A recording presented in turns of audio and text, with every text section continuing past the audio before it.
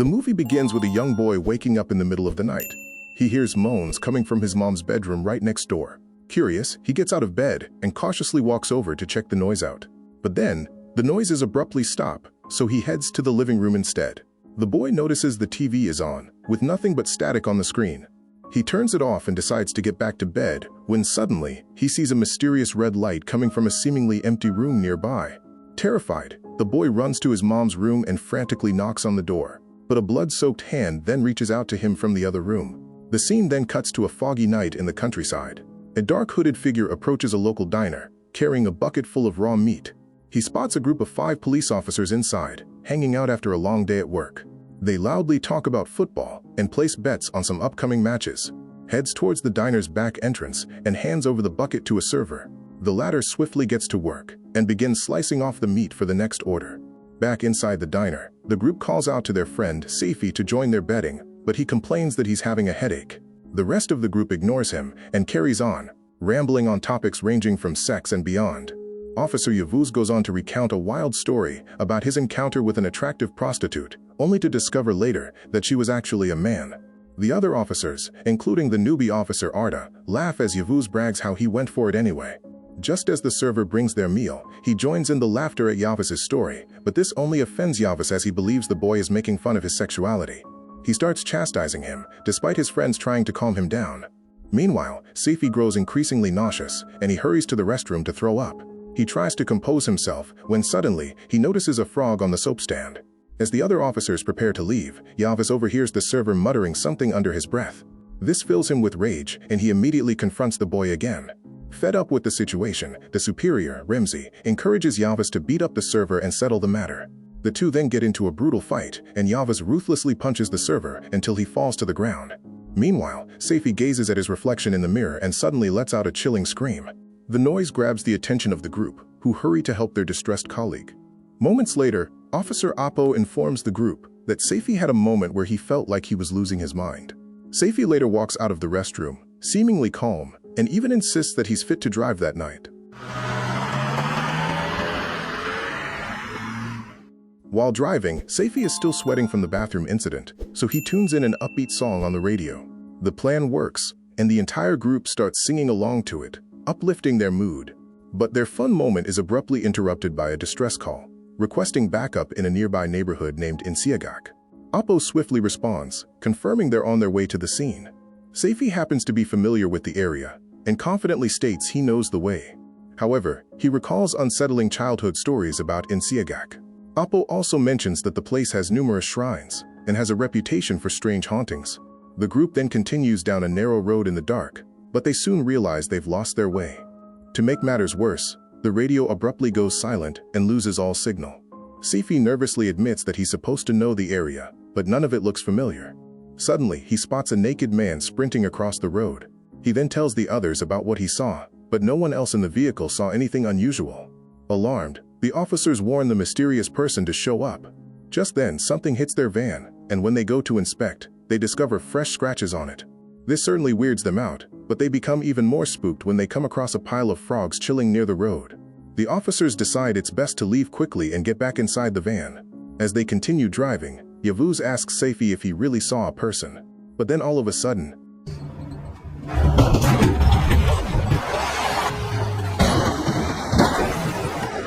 Safi crashes into a man, causing the van to fall into a nearby river. The scene then shifts to the newbie officer Arda sitting with Remzi at a restaurant table. The other officers are also in the room, but watching a TV show. Arda mentions how his parents are really into dreams, sharing that his father dreamt of his name before he was even born. He then shares a secret to Remzi, but insists it must remain between them. Arda recounts a childhood memory of hanging out with his friend Koskin, who claimed to have seen his father's soul leave his body upon his death. The two friends then made a pact that whoever passed away first would appear as a spirit without scaring the other. After this, they said their goodbyes and went their separate ways. That night, Arda felt restless for some reason and struggled to fall asleep. When he finally did, he had a dream where he was surrounded by a crowd of unfamiliar people. Suddenly, Koskin came out from the crowd and held his hand. He asked Arda not to be scared, assuring him that he's Koskin. At that moment, Arda woke up from his nightmare, but he soon realized that he was still dreaming. He heard moans coming from his mother's room and went to check. Arda wanted to go inside, but the noises abruptly stopped, as if the people had disappeared. Then, he went to the living room and noticed the TV was still on. Just as he turned it off, he sensed a mysterious presence and saw Baskin in his room. Scared, he ran to his mom's room and frantically banged on the door in panic. At that moment, Arda actually woke up and realized it had been a dream within a dream. But later that afternoon, he received the tragic news that Baskin had died in an accident the previous night. Arda says he has been having the same recurring dream ever since, including one earlier this morning. He's still uncertain if he's truly awake or still dreaming. It turns out that Arda tragically lost both of his parents in a car accident just a year later. He was then raised by his uncle, who placed him in Remzi's care when he joined the police force. Remzi admits that he's been wanting to say something since the day they first met. He asks Arda if he sees anyone else in the restaurant besides them. Arda initially replies, "The guys." But as he looks around, he realizes no one else is there.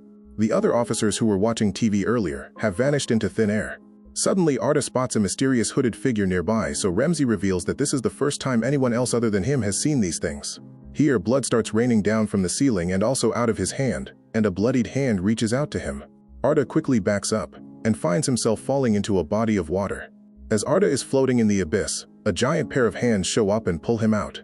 He then suddenly wakes up at the riverbank, right after the accident. Arda's colleagues help him up, but the van is now stuck, leaving them stranded. Fortunately, a few local residents arrive just in time to help. The officers return to the road to search for the man they think they hit. But to their surprise, there is not a single trace of a body.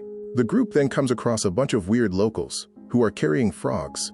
Remzi asks, "What place is this?" To which a local says, "In Siagak." Now that they've ended up in the same place where they were heading to, the cops decide to investigate. They enlist the help of a local and eventually arrive at an eerie, abandoned building with an empty police car outside. The local reveals that it was a police station during the Ottoman days, but it's completely deserted now. Meanwhile, Remzi notices Arda looking visibly distressed and reassures him, saying he has the key to unraveling this bizarre mystery. The rest of the officers then enter the building, while Saifi tries to use the radio inside the empty police car. However, he finds that it doesn't work, so he nervously joins the others inside the building.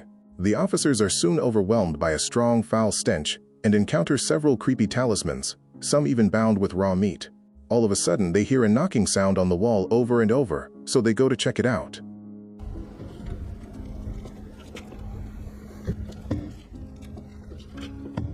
Going further inside, they are surprised to find a cop from the previous team.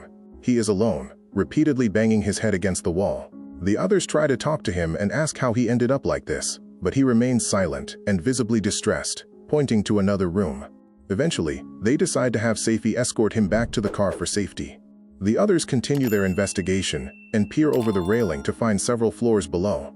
Since it is completely dark, Yavuz hesitates to go down, but he eventually changes his mind and joins his group. Elsewhere, as Saifi continues to explore the building on his way out, he finds a filthy room with stalls. He enters alone and discovers a horrific sight: a blood-soaked woman chained up while another person has coitus with her. He shines his light around, revealing more blood-soaked, blindfolded, and chained-up people all over the place. This draws the attention of the strange people, and they rush toward him, dragging him into the darkness. On the other hand, the group cautiously makes their way down into what feels like descending into hell itself. They soon come across a room with lit candles and strange symbols on the walls that looks like it might be a place for rituals. There are also traces of blood literally everywhere. On venturing further, Apo shockingly discovers a number of lifeless bodies in a room, including the lifeless body of a young girl naked inside a cage, leaving him horrified. Meanwhile, Arda also encounters a lot of dead bodies in another room. To his horror, he notices a blindfolded woman devouring a corpse and another woman chopping someone up nearby. Before the group can comprehend what's going on, a hooded figure suddenly appears behind Apo and strikes him on the head with a sledgehammer. Yavuz witnesses this and screams, drawing the attention of the nearby women. The cops are pursued by tens and hundreds of blood-soaked creatures who are walking on all fours. Unfortunately, Yavuz cannot make it too far, as he is soon caught and dragged back into the abyss. Meanwhile, Arda and Remzi lose sight of each other and become separated. Arda then experiences a vision where he mysteriously finds himself back in his childhood home. He sees his younger self and calls out to him, but a figure reaches out from a doorway. The young child goes inside and disappears into the room as the door slams shut. As the vision fades, Arda and the rest of the group suddenly find themselves chained up in a dungeon. It is a mysterious room filled with hundreds of deformed creatures. After a while, the cult leader, known as Baba the Father, comes down the stairs with a key symbol on his forehead. He approaches a mass of chained followers who bow before him. Baba then reveals himself and welcomes the police officers into his chamber. He cryptically says that hell is not a place, but rather something that lives within each of us. Baba also gives a confusing speech about how he's going to guide the group on their way. After this, he approaches a semi-conscious Apo and tears open his shirt to reveal a line of stitches on his belly. He then drags his hands through the stitches and gruesomely disembowels Apo with his bare hands. The rest of the officers watch in horror as Apo's intestine spills onto the floor, and he dies shortly after. One of the cult followers unchains his lifeless body and carries it away. Baba then eerily declares that death is not the end, but a cycle destined to endlessly repeat. Frustrated, Yavuz confronts Baba and chastises him for disobeying the law, but Baba calmly states that the human authority doesn't work here. He then chants in a strange language to perform a ritual. Baba urges Yavuz to accept their beliefs, before stabbing him in the eyes with a sacred knife. This horrifies the remaining officers, but they can't do anything more than scream in despair. After the ritual is over, Yavuz is blindfolded, just like the other cult members. Moments later, a naked woman in a goat mask is brought in. Yavuz is then placed behind her, and his pants are undone. As a disturbing initiation, he is forced to have coitus with the goat-masked woman. After he's done, he suddenly collapses on the floor, and a tarantula crawls out from his mouth.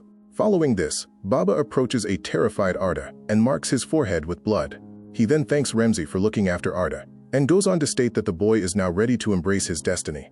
In a chilling turn of events, Baba ruthlessly slashes his knife across Remzi's throat. Arda watches in horror as blood pours from his mentor's wound, and suddenly he has another vision.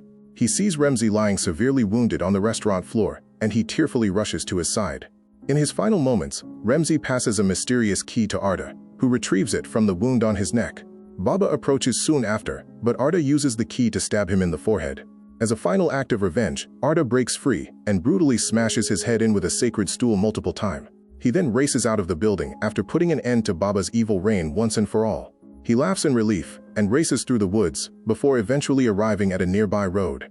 Arda sees a van approaching and desperately tries to flag down. Unfortunately, the van crashes into him and ends up in the river nearby. In a shocking twist, it is revealed that this van was the same one they all rode earlier, and Arda was the man that Safi had crashed into earlier. It turns out they were already trapped in a cycle of torment, and the place they ventured into might be none other than hell. Arda, possibly as a savior, helped his friends break free from the unsettling and endless cycle they were trapped in, which otherwise would be repeated over and over again. And with that, the story comes to an end. Let me know your thoughts in the comments section. Also, don't forget to like and subscribe for more stories like this. See you later.